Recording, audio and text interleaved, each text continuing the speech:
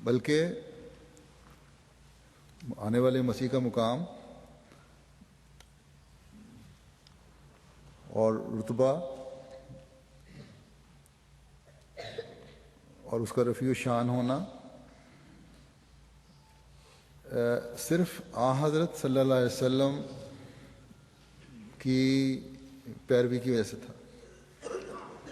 اور آپ کی امت میں سے ہونے کی وجہ سے تھا، اور آپ کے ساتھ عشق و محبت کی وجہ سے تھا، اور یہ سب اللہ تعالیٰ کے وعدے کے مطابق تھا کہ آخرین میں مسیح موعود مبعوث ہوگا۔ پس مسلمانوں کو چاہیے کہ عیسیٰ علیہ السلام کو زندہ آسمان پر بیٹھا سمجھنے کے بجائے جو عیسائیوں کا نظریہ ہے، حضرت صلی اللہ علیہ وسلم کی غلامی میں آپ کی امت میں سے آنے والے کو ہی مانیں کہ اسی میں اسلام کی زندگی ہے اور حضرت صلی اللہ علیہ وسلم کی شان بلند ہوتی ہے۔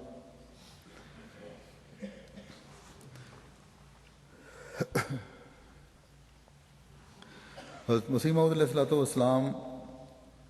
کی ذات پر اعتراض کرنے والے اعتراض کرتے ہیں کہ حضرت مرزا صاحب نے جو یہ کہا کہ عیسیٰ کو مرنے دو کہ اسی میں اسلام کی زندگی ہے، اصل میں مرزا صاحب کے یہ کہنے میں اسلام کے زندہ ہونے سے کوئی غرض نہیں ہے، بلکہ اپنے دعویٰ کو زندہ رکھنا چاہتے ہیں، اس کی وجہ سے وہ جو مسلمانوں میں بھی اور عیسائیوں میں بھی رائج نظریہ ہے رفع کا، اس کے خلاف ہیں اور دوبارہ اترنے کے قائل نہیں، بلکہ عیسیٰ علیہ السلام کو فوت شدہ سمجھتے ہیں۔ اللہ تعالیٰ ہی ہے جو ان لوگوں کو عقل دے۔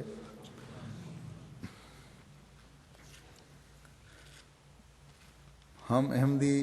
تو اس بات پر یقین رکھتے ہیں کہ سب سے عرفہ و اعلیٰ مقام حضرت صلی اللہ علیہ وسلم کا ہے، اور اللہ تعالیٰ کے سب سے پیارے نبی حضرت صلی اللہ علیہ وسلم ہی ہیں۔ اگر اللہ تعالیٰ کے قانون قدرت میں یہ ممکن ہوتا کہ کوئی انسان زندہ آسمان پر جا سکتا جسم کے ساتھ، تو وہ حضرت صلی اللہ علیہ وسلم کی ذات ہی تھی، اور اس کے علاوہ اور کوئی نہیں ہو سکتا۔ حضرت صلی اللہ علیہ وسلم نے معراج کے واقعے میں جہاں انبیاء کو دیکھا، ان سب انبیاء کو جن کو ہر ایک فوت شدہ تسلیم کرتا ہے، انہی میں حضرت عیسیٰ علیہ السلام کو بھی دیکھا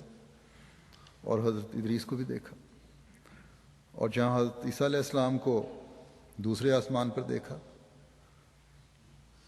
وہاں رفعناہ مکانا علیہ کے مطابق ان سے 2 درجے اوپر ادریس علیہ السلام کو چوتھے آسمان پر دیکھا،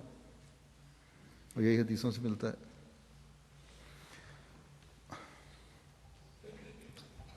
اور آپ خود جو تھے وہ سدرۃ المنتہا تک چلے گئے،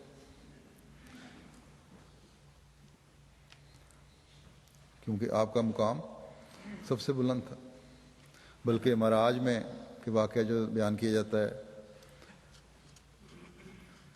اس میں جب حضرت صلی اللہ علیہ وسلم کو چھٹے آسمان سے اوپر لے جایا گیا، جہاں حضرت موسیٰ علیہ السلام ملے، تو انہوں نے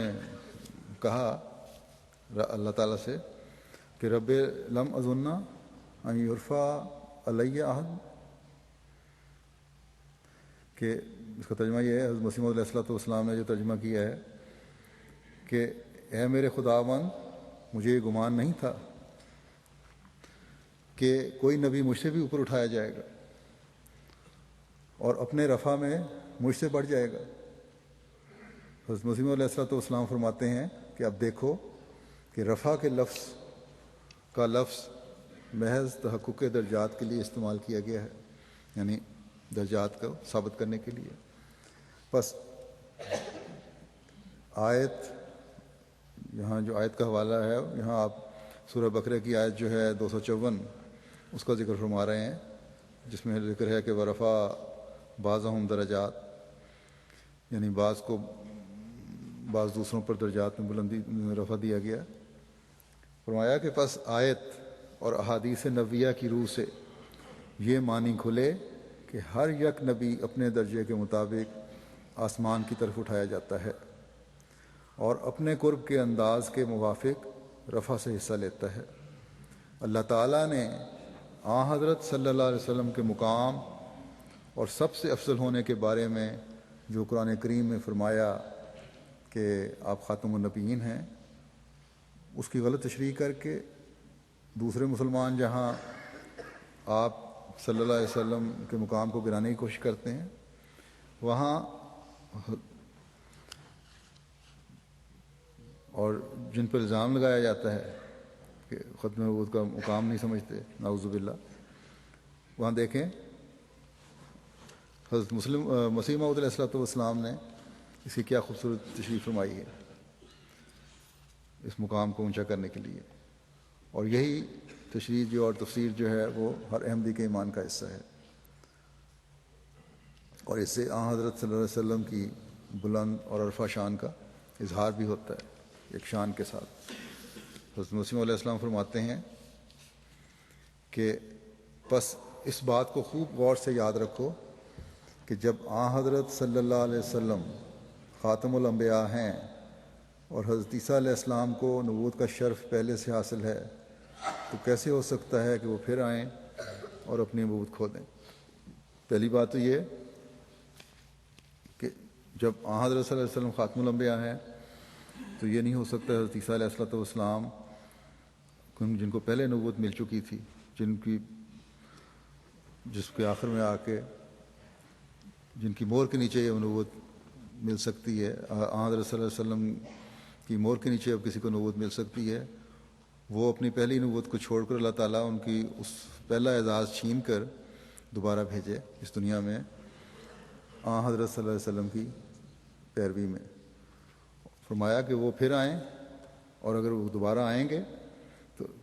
اپنی نبوت کھو دیں گے، جو پہلے اللہ تعالیٰ نے ان کو اعزاز دیا تھا وہ ضائع ہو جائے گا، کیونکہ اب ان کو بہرحال حضرت صلی اللہ علیہ وسلم کی پیروی کرنی پڑے گی، اور یہ ممکن نہیں ہے، اللہ تعالیٰ کی یہ قانون نہیں ہے۔ فرمایا کہ یہ آیت حضرت صلی اللہ علیہ وسلم کے بعد مستقل نبی کو نہیں روکتی،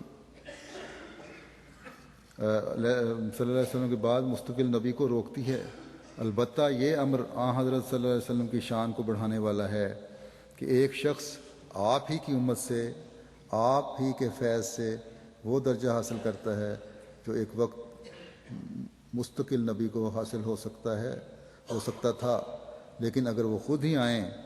تو پھر صاف ظاہر ہے کہ پھر اس خاتم الانبیاء والی آیت کی تکذیب لازم آتی ہے، اور خاتم الانبیاء حضرت مسیح ٹھہریں گے، اور حضرت صلی اللہ علیہ وسلم کا آنا بالکل غیر مستقل ٹھہر جاوے گا، کیونکہ آپ پہلے بھی آئے اور ایک عرصے کے بعد آپ رخصت ہو گئے، اور حضرت مسیح آپ سے پہلے بھی رہے اور آخر پر بھی رہے۔ ختم نبوت کو اگر یہ مانا جائے کہ حضرت عیسیٰ نے آنا ہے، تو حضرت صلی اللہ علیہ وسلم کے خاتم النبیین ہونے کو یہ پھر بات جھٹلاتی ہے، کیونکہ حضرت صلی اللہ علیہ وسلم تو آئے دنیا میں، اپنا مشن پورا کیا اور وفات پا گئے، جبکہ حضرت عیسیٰ علیہ الصلوۃ والسلام پہلے بھی آئے، پھر اللہ تعالیٰ نے ان کو جسم کے ساتھ اٹھا لیا اور پھر دوبارہ بھیجے گا نبوت کے ساتھ۔ غرض اس عقیدے کے ماننے سے کہ خود ہی حضرت مسیح آنے والے ہیں بہت سے مفاسد پیدا ہوتے ہیں، اور ختم نبوت کا انکار کرنا پڑتا ہے جو کفر ہے۔ پھر آپ فرماتے ہیں